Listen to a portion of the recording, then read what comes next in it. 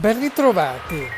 Gli ecosistemi marini delle Ocene a Bolca e nella Val d'Alpone in Veneto saranno proposti nell'anno 2027 a sito Patrimonio Mondiale UNESCO. Lo ha deliberato, come si legge nel sito unesco.it, la Commissione Nazionale Italiana per l'UNESCO, e il quadro documentale è inviato a Parigi entro il mese di gennaio 2026.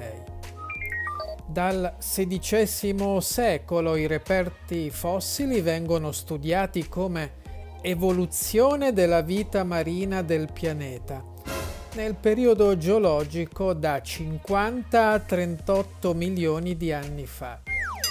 Gli affioramenti del sito seriale sono 15 e vengono proposti come beni naturali col criterio 8, legato alla straordinaria testimonianza della evoluzione terrestre.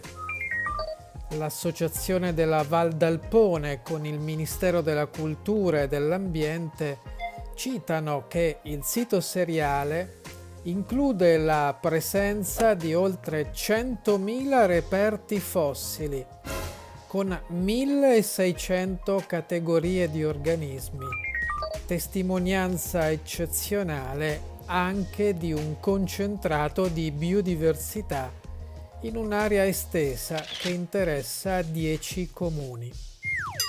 Grazie e buon viaggio con ampi auspici a questa candidatura italiana con elevati valori di eccezionalità.